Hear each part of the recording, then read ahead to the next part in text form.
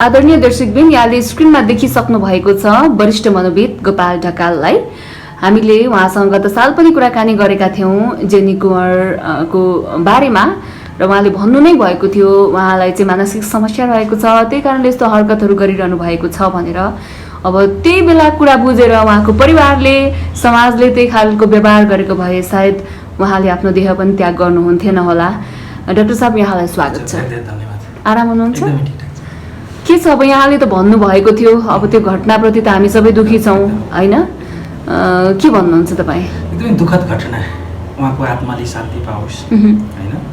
र यो घटनाबाट हामीले शिक्षा चाहिँ लिनुपर्छ। सबैभन्दा महत्त्वपूर्ण कुरा चाहिँ त्यो हो। बितेर जानु गइसक्नुभयो, हामीले अब जो छौँ त्यस्तै लाइन कसैले रोज्नु नपरोस् होइन। जेनी कुँवर जस्तो अकालमा कसैले ज्यान गुमाउनु नपरोस्, यो भवितव्य पनि होइन, हुन सकिने घटना हो। उपचार गरेको भए, घर परिवारले अलिकति मद्दत गरेको भए, केयर गरेको भए, औषधि उपचार कस्तो थियो उहाँको थाहा छैन, तर पछिल्लो समयमा त औषधि खाइराख्नु भएको थियो अरे, औषधि ट्याब्लेट नै भेट्यो भन्ने कुरा थियो अरे। ओममा जानुहुन्थ्यो अरे, सायद हामीले चिनेकै डक्टरलाई देखाइराख्नु भएको थियो होला उहाँले। तर औषधि कसरी खानुभयो, नियमित फलोअप गर्नुभयो कि भएन होइन। तर उहाँको जुन सुसाइड नोटमा चाहिँ के छ भन्दा म निको हुने भन्दा पनि निको भइन, समस्या बढ्दै गयो। त्यस पछाडि मैले डिप्रेसनमा गएर यो अप्रिय बाटो रोजेँ भनेरै लेख्नु भएको छ सुसाइड नोटमा होइन। औषधि खाइराख्नु भएको होला। कहिलेकाहीँ के हुन्छ भन्दा समस्या बल्झिन्छ कि अहिले जो प्रकोपको अवस्था छ, हामीले यस्ता धेरै केस हेरिरहेका छौँ। पहिले चाहिँ औषधि खाइरहेको, राम्रो भइरहेको, कन्ट्रोल भएको, तर अहिलेको प्राकृतिक विपत्ति पछाडि चाहिँ समस्या एकाएक बढेको, औषधिले काम गर्न छोडेको होइन। त्यस्तो भएर पनि कति अप्रिय घटनाहरू घटेका छन्। हाम्रोमा पनि पहिले कन्ट्रोलमा भएका राम्रै भएका बिरामीहरू चाहिँ एकाएक समस्या बल्झेपछि आउने पनि धेरै हुनुहुन्छ कि। उहाँको हकमा पनि त्यही पो भएको हो कि है। तर जे होस्, अघि पनि मैले भने यो घटनालाई हामीले होइन एउटा शिक्षाको रूपमा लिनुपर्छ होइन। हामीले यो विषयमा छलफल गऱ्यौँ भने, कुराकानी गऱ्यौँ भने, हामीले बुझ्यौँ भने, जनचेतना फैलायौँ भने होइन, हाम्रो समाजका होइन परिवारकै अथवा आफैलाई पनि यो शिक्षाले, यो ज्ञानले चाहिँ के गर्छ, मद्दत गर्छ। त्यही भएर आजको यो जुन भिडियो छ उहाँप्रति नै हामी समर्पित गरौँ। उहाँको लागि चाहिँ रिप लेख्नुभन्दा, समवेदना व्यक्त गर्नुभन्दा ज्ञान सिकौँ कि पक्कै पनि हामीले जेनी कुँवरको यो घटना कोट्याइराख्नु यस्तो भनेका थियौँ भन्नु आवश्यक थिएन। तर कोही डिप्रेसनमा छ भने ऊ व्यक्तिलाई जोगाउन अब हाम्रो अभियान के हुन सक्छ भन्ने उद्देश्यका साथ हामी यो भिडियो निर्माण गरिरहेका छौँ। र उहाँबाट हामीले एकदमै ठुलो पाठ सिक्नुपर्ने हुन्छ। यहाँले भन्नुभएको नै थियो त्यो बेलामा होइन, मलाई यस्तो यस्तो भएको हो, यहाँ जति माता पिता भन्नुहुन्छ उहाँहरूलाई पनि यस्तो यस्तो हुन्छ भनेर यहाँले भन्नुभएको थियो होइन। त्यो ठ्याक्कै पुगेको छ यहाँ पो ज्योतिष जस्तो होइन। त्यसमा त कुनै दुई मात्रै भएन, हामी त धेरै लामो अनुभव छ होइन। हामी थाहा पाइहाल्छौँ को मान्छे चाहिँ योगी हो, को भोगी हो, को चाहिँ रोगी हो होइन भन्ने कुरा त झट्ट हेर्दा थाहा पाइहाल्छ। त्यत्रो ठुलो गाह्रो कुरो त केही पनि छैन। तर अब पहिले जसले जेनी कुँवरलाई चाहिँ माता भन्दै हिँडे, पछि लागे होइन, युट्युबहरू पछि लागे, यो रोग भन्दा पनि उहाँमा चाहिँ शक्ति नै हो भने तपाईँ विरोध के अरे पशुपतिनाथको सुधार गर्नको लागि आएको भन्ने कुराहरू गरे, विकृतिको बारेमा बोलिन्। उहाँ चाहिँ एकदमै सक्षम हो, कसैले आँट गरिन्, उनमा कुनै पनि समस्या थिएन होइन भनेर हामीले त्यो भन्दाखेरि, समस्या छ भन्दाखेरि गाली गर्ने पनि धेरै भेटिए। तर विकृतिको बारेमा बोल्नुलाई त हामी सम्मान गर्नै पर्छ, उहाँको आँटलाई मान्नै पर्छ। तर समस्या छ भनेर औलाई चाहिँ नि त्यो आँट चाहिँ कस्तो भन्दा ओभर कन्फिडेन्स हो कि उहाँले जे बोल्नुभयो नि, त्यहाँका पुजारीले बलात्कार गर्छन्, यस्तो गर्छन्, उस्तो गर्छन्, त्यहाँ जुन बोल्नु नहुने शब्दहरू प्रयोग गर्नुभएको थियो, जुन गर्नुभयो त्यो वास्तवमा चाहिँ त्यो नर्मल मान्छेले गर्ने व्यवहार होइन नि त। उठाउन सकिन्छ, विकृतिका विषयमा पनि हामीले आवाज उठाउन सकिन्छ, तर शैली हुन्छ नि। उहाँले जे शैली प्रयोग गर्नुभयो त्यो चाहिँ रोगको उपज हो कि। त्यतिखेर भएको अब उहाँले के भएको थियो भन्ने कुरा पहिले पनि हामीले गरेका थियौँ। अहिले थोरै त्यो विषयमा पनि अलिकति कोट्याउँ। त्यतिखेर उहाँले जे व्यवहार गर्नुभयो त्यो चाहिँ मेनिया हो, उन्मादको रोग हो है। यसलाई चाहिँ हामी बाइपोलर डिसअर्डर भन्छौँ। यो रोगमा चाहिँ के हुन्छ भन्दा कहिले मान्छे मेनियामा जान्छ, उन्मादमा जान्छ, कहिले अर्को चरणमा चाहिँ के हुन्छ, डिप्रेसनमा जान्छ। गाउँघरतिर यसलाई चाहिँ औँसी पुनिया लागेको भनेर पनि भन्छ। हाम्रो भाषामा यसलाई चाहिँ बाइपोलर अफेक्टिभ डिसअर्डर भनेर भन्छौँ। यसमा दुईवटा पोल हुन्छ। एउटा पोलमा चाहिँ एकदमै बढी उन्माद हुन्छ, आक्रोश हुन्छ, रिस हुन्छ, ओभर कन्फिडेन्स हुन्छ। यसले समाजलाई वास्तै गर्दैन, जे सुकै भन्छ, मन पनि बोल्छ होइन, साहस बढी हुन्छ। त्यतिखेर उहाँमा त्यो थियो, रमाइलो गर्छ, नाच्छ, गाउँछ, हेर्दा मान्छे एकदमै ह्याप्पी देखिन्छ। खुसी हुने रोग पनि भन्छौँ है, बिना कारण खुसी हुने रोग पनि भन्छौँ हामी मेनियालाई है। त्यतिखेर त्यो थियो उहाँमा होइन, त्यो आँट साहस, त्यो ओभर कन्फिडेन्स आएर त्यसरी समाज कानुन होइन, समाज केही पनि नदेखिकन त्यसरी बोलिदिनु भयो। त्यो कुरालाई मान्छेहरूले आँट साहसको रूपमा लिए, बुझे त्यसरी होइन। तर त्यो रोगको उपज थियो भनेर हामीले बुझ्नु पर्यो। अब त्यस पछाडि उहाँ के जानुभयो, डिप्रेसनमा जानुभयो। डिप्रेसनमा गएपछि चाहिँ के हुन्छ भन्दा आत्मबल एकदमै कमजोर हुन्छ, मान्छे निराश हुन्छ, दुखी हुन्छ, पछुतो हुन्छ। मैले त्यतिखेर किन यस्तो गरेँ होला भन्ने लाग्छ मनमा है। त्यस्तो बोल्नु हुँदैन थियो, गर्नु हुँदैन थियो, आफूलाई दोषी ठान्छ कि। र मैले भन्ने गरेको छु। अब हामी अवेर पनि हुनु पऱ्यो युट्युबका साथीहरूले कि त्यतिखेर हामीले उनका गतिविधिहरूलाई एक्सपोज गरेको त्यो अहिले पनि छ होइन। डिप्रेसनमा गएपछि उनले त्यो हेरिनु होला कि, पक्कै हेरेँ। उसलाई के भयो, एकदमै गिल्टी फिल भयो समाजमा। अब कसरी मुख देखाउने, जस्तो उदाहरणको लागि एउटा रक्सी खाएको मान्छे रक्सीको आवेगमा जे गर्छ कि, तर रक्सीबाट बाहिर निस्किसकेपछि त गिल्टी फिल हुन्छ नि त, मैले त के गरेछु, त्यस्तै भयो कि। भनेपछि उहाँलाई त्यो युट्युबको आफूले गरेको हरकतहरू हेरेर पनि अझ धेरै डिप्रेसनमा सघाउ पुर्यायो भन्न खोज्नु भएको, झनै निराश बनायो भन्नुभयो होइन। त्यसको लागि चाहिँ अब परिवारले उहाँको श्रीमान व्यापार गर्नुहुँदो रहेछ, उहाँ त दिनभरि एक्लै नै हुनुहुँदो रहेछ घरमा होइन। अनि एउटा मान्छेले अर्को के आशंका गरेका छन् भने एउटा ढोकामा काँटी ठोकेर पनि मान्छेको मृत्यु हुन्छ र होला र त्यो भन्ने खालको आशंका पनि रहेको छ। के भन्नुहुन्छ? अब त्यो मान्छेले के भन्छन् भनेर मान्छेको पछि कुद्ने होइन होइन। सुसाइड नोट देखिएको छ, पोस्टमार्टम रिपोर्ट आएको छ होइन। अब यो कुरा मान्छेले 3 करोड मान्छेले के भन्छन् भन्ने कुराको हामी पछि लाग्ने भन्दा भनेपछि यति हो कि उहाँले आत्महत्या गरेकै हो होइन। सुसाइड नोटै छ, पोस्टमार्टम डिप्रेसनमा पनि के अरे रिपोर्टमा पनि त्यही देखियो। त्यो कारणले गर्दाखेरि चाहिँ अब अरूले त के भने यो हत्या हो भने, पशुपतिको कुराले गर्दाखेरि षड्यन्त्र भयो भने भन्नेको पछाडि त हामी लाग्नु भएन होइन। त्यसरी त हामीले हामीले सही कुरालाई चाहिँ उजागर गरेनौँ भने त्यसलाई चाहिँ अर्कोतिर मोड्यौँ भने शिक्षा खै त, चेतना खै त, भोलि अर्को दुर्घटना घट्छ। त्यही भएर सत्य बाहिर आउनु पऱ्यो, बुझ्नु पऱ्यो। अघि मैले सुरुमै भने नि, जेनी कुमारको जुन घटनालाई हामीले शिक्षाको रूपमा लिनु पऱ्यो होइन। यस्तो पनि रोग हुँदो रहेछ।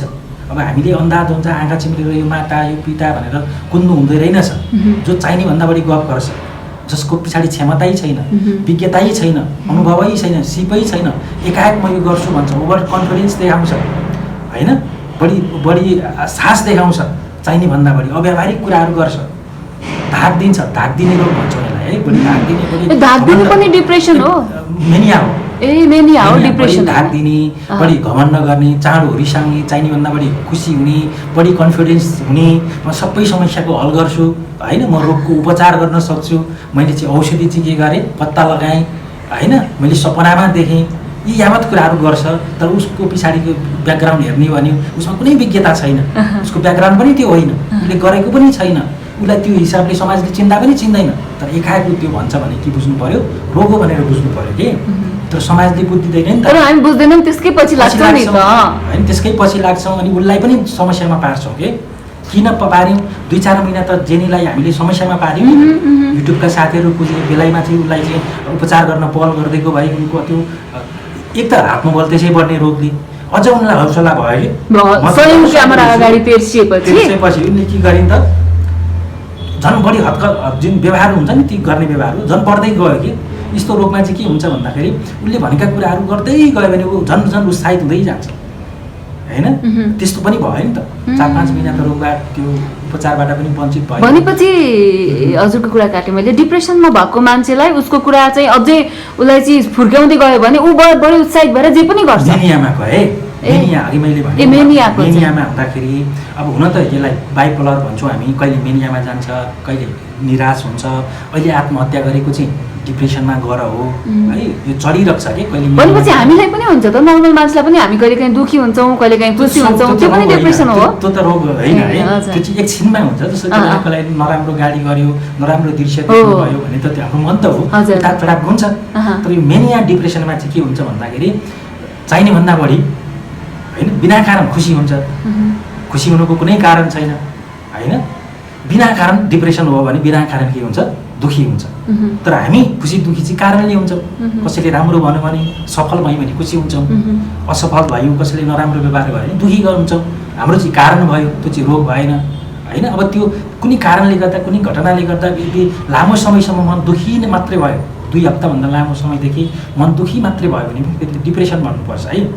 तर 1-2 दिन होइन केही क्षण भयो भने चाहिँ त्यसलाई हामीले रोगको रूपमा बुझ्नु भएन है। त्यो भएकोले अघि हामीले के जोड्दै थियौँ भन्दाखेरि अब शिक्षा लिनु, शिक्षा पक्कै पनि। अब जेनी कुँवरबाट चाहिँ के शिक्षा सिक्ने त? तपाईँलाई भेट गराउनेसम्म भनेका थियौँ हामीले जेनी कुँवरसँग होइन।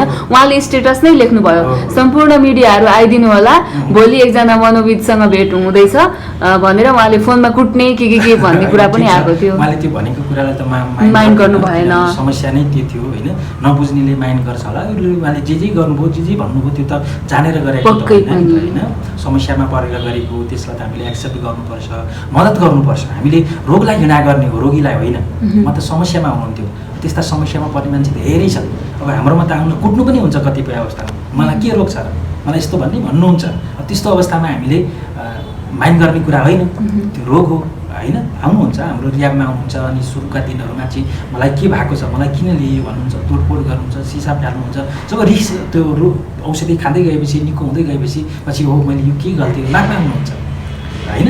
त्यो हो नि त, हामीले उहाँहरूलाई यस्तो गरेँ भनेर त नराम्रो व्यवहार गर्ने त पक्कै पनि होइन होइन। यो रोगको उपज थियो, तर बुझ्नेले बुझ्दैनन् के होइन। युट्युबका साथीहरू, मिडियाका साथीहरूले बुझ्दैनन् होला, घर परिवारका साथीहरूले पनि बुझ्दैनन् होला, परिवारले जुन मद्दत गर्नुपर्ने हो त्यो मद्दत पनि गरेनन् होला। यो कारणले गर्दा चाहिँ यस्ता घटनाहरू चाहिँ हो है। त्यही भएर हाम्रो यस्तै धेरै छ महिलाहरूमा चाहिँ हामी देख्छौँ, माता चढ्यो अरे, माता उठ्यो अरे, ठाउँ-ठाउँमा महिनामा जहाँसुकै त्यस्ता घटनाहरू चाहिँ भइरहेका छन्। र के बुझ्नु पर्यो भन्दा यो डिप्रेसन चाहिँ महिलालाई बढी हुन्छ, पुरुषलाई महिलालाई हुन्छ है, 2 गुणा बढी महिलालाई हुन्छ होइन। त्यस्तै गरी यो मेनियाका समस्या यावत कुराहरू, माता चढ्यो अरे, माता उत्रियो अरे, मेनिया चाहिँ पुरुषलाई कि महिलालाई बढी हुन्छ? महिलालाई त्यो बाइपोलर पनि महिलालाई अलिक बढी नै देखिन्छ हाम्रो उसमा। किनभने हामी के देख्छौँ भन्दाखेरि महिला माता चढ्यो अरे भनेर सुन्छौँ नि त बढी जस्तो, पुरुषको केस भन्दा पनि। पुरुषलाई नहुने भन्ने त होइन, तर यो मोड डिसअर्डर भन्छौँ कि वास्तवमा हामी यो डिप्रेसनलाई अथवा यो बाइपोलर डिसअर्डरलाई चाहिँ यो मोड डिसअर्डर चाहिँ बढी महिलालाई नै भएको चाहिँ हामीले पाएका छौँ है। अब शिक्षातिर जाउँ हामी, शिक्षा चाहिँ के लिने त? एकदमै अब शिक्षा एकदमै महत्त्वपूर्ण कुरा त शिक्षा नै हो। यो अघि पनि मैले भने यो भिडियो शिक्षाकै लागि हो। उहाँलाई चाहिँ यस्तो गर्नुभएको थियो होइन, उहाँलाई चाहिँ गाली गर्ने हिसाबले पनि होइन होइन। किनभने मरेर गइसकेपछि पनि कसैलाई नराम्रो भन्न मिल्दैन के होइन। हामीले त्यतिखेर पनि जेनी कुँवर यस्तो हो भनेर खुलेर त भनेको थिएनौँ, लक्षणहरू यस्ता हुन्, यस्तो देखाउँछ भनेर भनेको थियौँ। अब मलाई त्यो एउटै कुराले चाहिँ के गरिरहेको छ भन्दा तपाईँ नै जोडिनुहुन्छ यसमा है। तपाईँलाई सम्पर्क गर्नुभयो उहाँले होइन, मलाई भेट्ने भन्दै हुनुहुन्थ्यो। अब त्यतिखेर त्यो भेट्ने अवस्था पनि थिएन। किनभने किन भेट्ने अवस्था थिएन भन्दा त्यो मेनियामा चरणमा गएको मान्छेले कसैले पनि आजसम्म मेरो अनुभवमा कसैले पनि म समस्यामा छु, मैले औषधि खानुपर्छ, उपचार गर्नुपर्छ भनेर आफै आफू स्वीकारेको घटनै छैन मेनियाको चरणमा त है। त्यही भएर मैले त्यहाँ गएर उनीसँग कुरा गरेको भए पनि उनले स्वीकार्दिनथे है। कुरै खाने सम्भावना बढियो थियो, किनभने आक्रोश हुन्छ कि यो रिसारो भन्छौँ नि त हामी यसलाई, आक्रोश हुन्छ। त्यहाँ गएर चाहिँ उनलाई चाहिँ कुरा गर्ने, समय बसेर इन्टरभ्यू दिने भन्ने कुरा त्यो त कल्पनाभन्दा बाहिरको कुरा हो होइन। र अर्को चाहिँ के हो भन्दाखेरि जब डिप्रेसनमा जान्छ त्यतिखेर चाहिँ महसुस हुन्छ। तपाईँलाई एउटा उदाहरण दिउँ, मैले हेरेको केस होइन। कहिलेकाहीँ चाहिँ के हुन्छ भन्दाखेरि पहिले पनि मैले भनेको थिएँ होला, एकजना भाइ गाउँबाट किर्तिपुर पढ्न भनेर आउनुभयो, मास्टर पढ्छु भनेर। एकाएक उहाँ चाहिँ मेनियामा जानुभयो, अनि त्यस पछाडि उहाँमा आँट आयो, स्वाभाविक आँट आयो। के आँट आयो भन्दा म अब यहाँ टनल लगाउँछु, खेती गर्छु है, एकदमै आँट आयो। उहाँले खोज्न थाल्नुभयो, एक्लै हुनुहुन्छ, कोही पनि छैन, एक्लै हुनुहुन्छ। म टनल खोज्छु भनेर 4-5 रुपियाँ चाहिँ के गर्नुभयो, जग्गा खोज्नुभयो, पुरानो टनल किन्नुभयो होइन। 8-10 लाख खर्च गरेर त्यो पैसा चाहिँ गाउँबाट लिएर आउनुभयो बुबा आमासँग मागेर। उहाँले 2-3 महिना काम गर्नुभयो त्यो मेनियाको जोसमा, तर त्यो रोग हो होइन, त्यसले त रिजल्ट दिँदैन। त्यस पछाडि सबै सखाप भयो है, केही पनि गर्न सक्नु भएन। 3-4 महिना पछाडि, 6 महिना पछाडि डिप्रेसनको चरणमा जानुभयो उहाँ, अनि निराश हुनुभयो। अनि त्यतिखेर चाहिँ उहाँ मेरोमा आउनुभयो, त्यतिखेर यो घटना यो कहानी सुनाउनुभयो कि मैले त्यतिखेर के गरेँ होला होइन। म एक्लै छु, 4-5 रुपियाँ जग्गा लिए, 8-10 लाख खर्च गरेँ, अहिले बुझ्दाखेरि त त्यो 2-3 लाखमै आउने रहेछ, पुरानो टनल रहेछ। म त खसिएँ, घर परिवारलाई पनि खसाएँ, म त एकदमै निराश छु, अहिले डिप्रेसनमा जानुभएको थियो। उहाँले चाहिँ आफै स्वीकार गरेर आउनुभयो कि डिप्रेसनमा हुँदा चाहिँ मान्छेले बुझ्छ म समस्या छु भनेर, रियलाइज गर्छ। तर मेनियामा हुँदा चाहिँ के गर्दैन। जस्तो जेनीले अहिले डिप्रेसनमा हुँदा त रियलाइज गर्नुभयो नि त, म त रोगी थिएँ वर्षदेखि, रोग निको हुने भन्दा पनि कम बढ्दै गए जस्तो लाग्यो होइन। त्यही भएर यो अप्रिय घटना हुन गयो, यसमा मेरो कसैको पनि दोष छैन, यही त लेखाएको नि त उहाँले है। त्यही भएर अलिकति चरम डिप्रेसनमा गइसकेपछि मान्छेलाई के लाग्छ भन्दाखेरि यो रोग निको हुँदैन, बेकार छ, सधैँ यस्तै दलदलमा यो निराशामा यो पीडा सहेर कति बस्ने भन्ने सोचमा ऊ पुग्छ। तर नियमित औषधि खायो भने, मनोपरामर्श, साइकोथेरापी सेवा लियो भने, घर परिवारको सपोर्ट पायो भने त्यति नै कडा खालको डिप्रेसन भए पनि, मानसिक समस्या भए पनि त्यो कन्ट्रोलमा आउँछ भएको थियो है। त्यो भएको कारणले गर्दा हामीले यस्तो समस्या छ भने चाहिँ के गर्नु पऱ्यो, बेलैमा त्यति चाँडो हुन्छ के गर्नु पऱ्यो, बेलैमा विज्ञको राय लिनु पऱ्यो। यो माता हो भनेर अगरबत्ती लिएर कुन्ने होइन है, जोखना हेराउँदै जाने होइन, उसले त के भन्छ उसलाई हौसला प्रदान गर्ने होइन। उपचार गर्नपट्टि चाहिँ के गर्नु पऱ्यो, फकाएर ल्याउनु पऱ्यो है। हाम्रो यो कर्तव्य हो, यो दायित्व हो। अघि पनि मैले भने कडा खालको मेनिया पनि कडा खालको मानसिक समस्या हो। त्यो कडा खालको मानसिक समस्या हुँदा म समस्या छु भनेर उसले कहिले पनि स्वीकार गर्दैन है। सुरुमा जेनले त त्यतिखेर हामीले इन्टरभ्यू दिँदा म रोगी हो, म कसरी रोगी हो है, म हिँडिरहेको छु, खाइरहेको छु, नाङ्गे त हिँडेको छैन, यही भन्नुभएको है। पछि मैले त्यो भिडियो हेरेँ होइन। तब जब उहाँले त्यो स्टाटस राखिसकेपछि दोस्रो दिन होइन पशुपतिमा चाहिँ मिडियाका साथी जानुभयो होइन, अन्तर्वार्ता लिनुभयो। मलाई लागेको थियो उहाँले एकदमै गाली गर्नुहुन्छ होला मलाई होइन, खोज्दै आउनु होला भन्ने लागेको थियो, तर त्यस्तो गर्नु भएन है। त्यो दिनमा एकदमै सन्तुलित नै हुनुहुन्थ्यो। अरूले भने जस्तै उहाँले के भन्नुभयो भन्दा म कसरी मानसिक रोग भयो, रोगी भएँ, मलाई प्रमाण चाहियो होइन। म नाङ्गे हिँडेको छु र मैले त खाइरहेको छु, लागिरहेको छु, राम्रै छ, म कसरी मानसिक रोगी भएँ भनेर उहाँले भन्नुभएको थियो। र उहाँले जस्तै अरू व्यक्तिले पनि के भन्छन् भन्दा मानसिक रोग हुनको लागि चाहिँ नाङ्गै हिँड्नुपर्छ, हाँस्दै हिँड्नुपर्छ होइन, फोहोर खाँदै हिँड्नुपर्छ, फिल्ममा हामी देख्छौँ, त्यो मात्रै मानसिक रोग भनेर भन्छौँ नि, त्यस्तो होइन कि। मेनियामा हुँदाखेरि सबै ठिकठाक हुन्छ। मेनियालाई चाहिँ अथवा यो डिप्रेसनलाई चाहिँ मुड डिसअर्डर भन्छौँ हामी। यसमा सबै ठिकठाक हुन्छ, चेतना पनि हुन्छ, ज्ञान पनि हुन्छ, ऊर्जा बढी आउँछ, आइडिया बढी आउँछ क्या त। मेनिया हुँदा बोल्ने ताकत बढी आउँछ, आइडियाहरू यति फुर्छन्, यति ऊ चाहिँ शक्तिशाली ठान्छ आफूलाई, अथवा यति शरीरमा फुर्ती आउँछ कि अरू सब ठिकठाक हुन्छ होइन, मात्र उसको मुड चाहिँ गडबड हुन्छ है। त्यही भएर त्यसलाई चाहिँ हामी मुड डिसअर्डर भनेर भन्छौँ होइन। जेनीजीले भने जस्तै नाङ्गै हिँड्ने अथवा अरू मान्छेले भने उहाँलाई चाहिँ मुड डिसअर्डर है, त्यहाँ मुड मात्रै गडबडी हुन्छ, खुसी मात्रै हुने के, खुसी मात्रै हुने, आँट मात्रै आउने, सास मात्रै आउने, कन्फिडेन्स बढी हुने, आइडिया बढी आउने, बोल्नु जोस जाँगर होइन, यो गरौँ जस्तो लाग्ने है। त्यसलाई हामी चाहिँ मुड डिसअर्डर भन्छौँ। अरू सबै ठिक छ, चेतना नै हराउने, आफूलाई नै बिर्सिने, परिवारलाई नै बिर्सिने भन्ने होइन मेनियामा हुँदाखेरि, डिप्रेसनमा हुँदाखेरि पनि है। त्यो भएको कारणले गर्दा हामीले के सोचाइमा परिवर्तन ल्याउनु छ भन्दा मानसिक रोग पनि धेरै किसिमका हुन्छन् होइन, 400-500 किसिमका हुन्छन्। सबै मानसिक रोग चाहिँ पागलपन पनि होइन होइन, रोग अनुसारका लक्षणहरू फरक फरक हुन्छन्। झट्ट हेर्दा कोही मानसिक समस्यामा छ छैन भनेर थाहा पनि नहुन सक्छ अरूलाई। अब यस्तो माथा चढेको भन्ने कुरा, यस्ता घटनाहरूलाई त मान्छेले रोग भन्दैन, किनभने हाम्रो समाजले त्यसलाई के भन्छ, अगरबत्ती लिन्छ, हामीले त्यसरी नै सिक्यौँ, त्यसरी नै बुझ्यौँ होइन। त्यो कारणले गर्दाखेरि चाहिँ त्यस्तो समस्या हुँदाखेरि झट्ट स्वीकार गरी आउँदैन कि। त्यो कारणले गर्दाखेरि समस्यामा पर्नेलाई पनि त्यसले असर गर्यो, हामीलाई पनि कहिलेकाहीँ के हुन्छ त यसले असर गर्छ। त्यस्ता व्यक्तिले आफूले भनेको जस्तो भएन भने हातपात गर्ने, कुट्ने होइन, अथवा अरूलाई चाहिँ आरोप लगाउने। एक हिसाबले पशुपतिको बारेमा अहिले जे भन्नुभयो त्यो त वास्तवमा सही भन्नुभएको थिएन, त्यसले त त्यहाँको इमेजलाई पनि त अलिकति त के गर्यो, डाउन गर्यो होइन। अब जस्तै जेनीको केसमा कुरा गर्ने हो भने चाहिँ ल ठिक छ, उहाँलाई चाहिँ मुड डिसअर्डर भएको रहेछ होइन, उहाँको 2टी छोरी अमेरिकामा बस्नुहुन्छ, उहाँको श्रीमान उहाँसँगै हुनुहुँदो रहेछ होइन।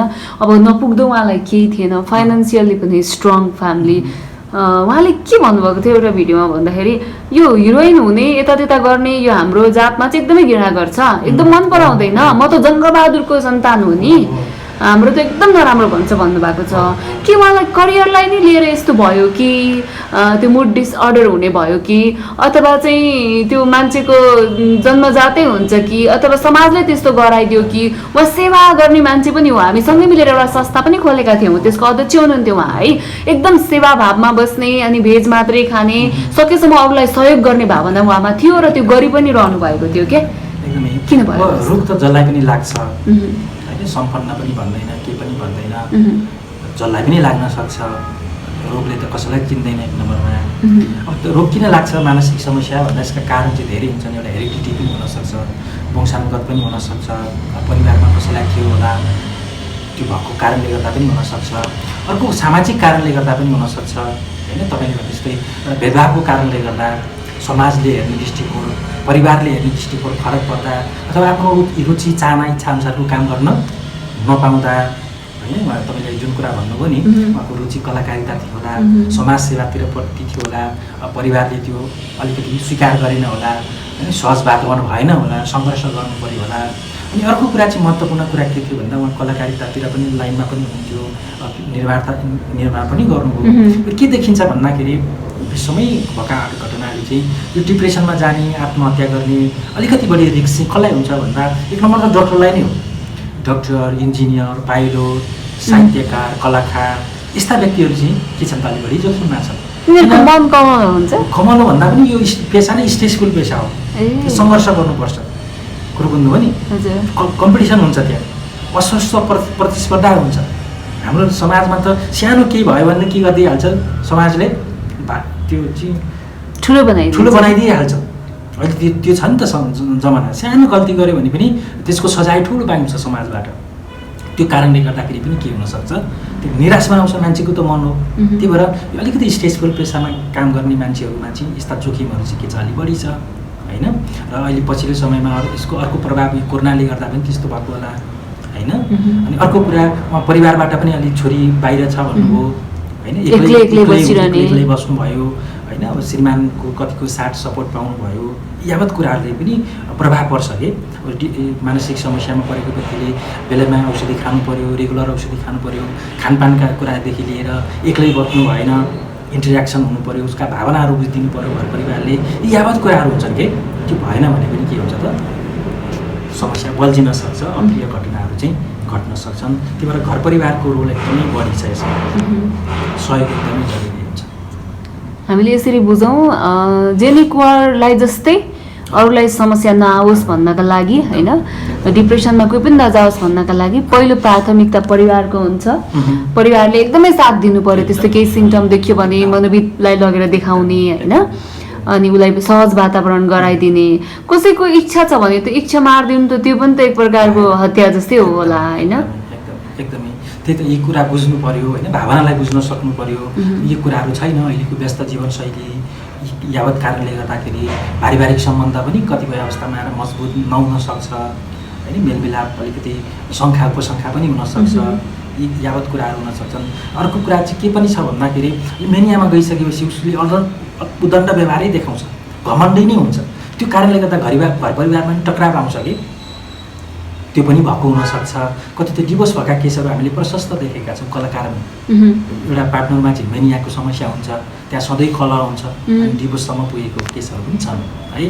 त्यो घर परिवारका सदस्यले चाहिँ के बुझ्नु पऱ्यो भन्दा यसले जानेर गरे हो, रोग हो, समस्या हो भनेर बुझिदिने परिवार पनि त नहुन सक्छ है। यो कुरामा पनि ख्याल गर्नु पऱ्यो। र अर्को कुरा चाहिँ अब हामीले आत्महत्या गर्नुभन्दा अगाडि पनि मान्छेले चाहिँ लक्षण छोड्छ, एकैचोटि गर्दैन है। जस्तो सबैभन्दा पहिले त सोचै आउँछ, के सोच आउँछ, जेनी कुँवरले त्यो सुसाइड नोट लेखे जस्तै समस्या बल्झिँदै गयो, निको हुन्छ भनेको निको भएन, झन् खराब हुँदै गयो होइन। अब यो रोग निको हुँदैन, अब उपचार गर्नु पनि बेकार छ, यस्तै सोच आउँछ नि। औषधि खाना पनि छोड्छ, डक्टरकोमा जान पनि छोड्छ। त्यस्तो अवस्थामा घर परिवारले के गर्नु पऱ्यो, मोटिभेट गर्नु पऱ्यो, मद्दत गर्नु पऱ्यो होइन। उहाँले केही समयदेखि औषधि खाना पो छोड्नु भएको थियो कि त्यो सुसाइड नोट लेख्दा त्यस्तै देखिन्छ नि त। एक नम्बरमा सोच आउँछ। त्यस पछाडि कसरी आत्महत्या गर्ने प्लान गर्छ, उसले कुन साधन प्रयोग गर्ने प्लान गर्छ, कहिले गर्ने, कहाँ गर्ने, कसरी गर्ने, सबै कुराहरूले के गर्छ प्लान गर्छ। सुसाइड नोट लेख्छ, 3 पाना कि कति पानाको सुसाइड नोट लेखाउनु भएको थियो अरे मैले होइन। अनि कस्तो अवस्थामा त गर्ने त भन्दा कोही नभएको बेला, परिवारमा कोही थिएन त्यतिखेर है। त्यो भएर सब पुरा योजनाहरू चाहिँ उसले बनाइरहेको हुन्छ, के न के लक्षण छोडिरहेको हुन्छ। त्यो लक्षण चाहिँ परिवारले बुझ्नु पर्यो। के भन्छ त भन्दा गुनासो गर्छ, मलाई बुझ्ने मान्छे छैन, मद्दत गर्ने मान्छे छैन, अब रोगको औषधिले पनि ठिक भएन, म दलदलमा फसेँ, पीडामा कति बाँच्नु, यिनै कुराहरू गर्छ, गुनासो गर्छ। साथीभाइ आफन्तसँग भेट्छ, बिदाबारी हुन्छ, आफ्ना बहुमूल्य उपहार सामग्री छन् भने के गर्छ, उपहारको रूपमा दिन्छ। अब भेट होला नहोला यस्तै हो यस्ता यस्तै कुराहरू गर्छ, एक दुखी मान्छे एकाएक खुसी देखिन्छ होइन, यस्ता व्यवहारहरू लक्षणहरूले देखायो भने चाहिँ के गर्नु पऱ्यो, यो जोखिममा छ भनेर चाहिँ हामीले के गर्नुलाई चाहिँ मद्दत गर्नु पऱ्यो होइन। र हामीले सानो मद्दतले यसमा एकदमै विज्ञता चाहिन्छ भन्ने पनि होइन, साइकेट्रिक साइकोलोजिस्ट नै हुनुपर्छ भन्ने पनि होइन। हामी घर परिवारकै सदस्यले साथीभाइहरूले चाहिँ अलिकति थोरै मात्रै समय दिउँ, मद्दत गऱ्यो भने चाहिँ हामीले कसैको जीवनलाई चाहिँ बचाउन सक्छौँ। र अहिलेको अवस्थामा यो आत्महत्या एउटा ठुलो समस्याको रूपमा देखा परेको छ। अब तथ्याङ्क भन्नुपर्दा नेपालमै अहिले सरदर दैनिक 17 जनाले चाहिँ आत्महत्या गर्नुहुन्छ। नेपालमै दैनिक 17 जनाले? गएको वर्षको तथ्याङ्कलाई हेर्ने भने 6279 जनाले चाहिँ आत्महत्या गर्नुभयो। आफ्नो जीवनलाई चाहिँ योगको कारणले गर्दाखेरि चाहिँ गुमाउनु भयो। यो सरदर 17 जना आउँछ। विश्वको कुरा गर्ने भने दैनिक प्रत्येक वर्ष 8 देखि 10 लाख मान्छेले चाहिँ आत्महत्याबाट आफ्नो ज्यान गुमाउनुहुन्छ। प्रत्येक 40 सेकेन्डमा एकजनाले आत्महत्या गर्छ। प्रत्येक 3 सेकेन्डमा आत्महत्याको प्रयास गर्छ। एकजनाले आत्महत्या गर्दा 25 जनाले आत्महत्याको प्रयास गरिरहेको हुन्छ, एटेम्प गरिरहेको हुन्छ। त्यही भएर यो आत्महत्या एउटा ठुलो समस्या हो विश्वभरि नै है। ह्याङ्गिङ नै बढी एटेम्प्ट हुन्छ कि अथवा यो ठाउँ परिस्थिति होइन अनुसार फरक फरक हुन्छ। र हामी के भन्छौँ भन्दा न्युजमा पनि सामाजिक सञ्जालमा पनि कसले कसरी आफ्नो ज्यान गुमायो भन्ने साधन उल्लेख गर्नु हुँदैन, त्यो फोटो त्यसरी खिचेर हाल्नु हुँदैन होइन भन्ने कुराहरू छ। अनि यस्ता आत्महत्याका घटनालाई सनसनीपूर्ण बनाउनु हुँदैन। सेलिब्रिटीहरूले आत्महत्या गरेका छन् भने त हामी बढी फोकस गर्छौँ नि त, बढी जोड दिन्छौँ। त्यो कुरालाई पनि त्यसरी बढी जोड दिनु हुँदैन। त्यो गऱ्यो भने चाहिँ के हुन्छ भन्दा अरू जो आत्महत्याको सोच बनाइरहेका हुन्छन् होइन, अघि मैले भने नि एकजनाले आत्महत्या गरेर 25 जनाले चाहिँ प्रयास गरिरहेका हुन्छन्, तिनीहरूलाई आँट मिल्छ। उसले त गर्यो, तपाईँलाई अघि भने जस्तै जेनीले त गर्यो, जेनीमा के थिएन, सबै थोक हुँदा उसले पनि गर्यो। उसले गर्यो भने मैले चाहिँ किन बस्नु त त्यसरी, म त पीडित छु धेरै भन्ने उसमा सोच आउँछ, आत्मबल बढ्छ। त्यही भएर हामी एकदमै संवेदनशील हुनुपर्छ यस्तो विषयमा।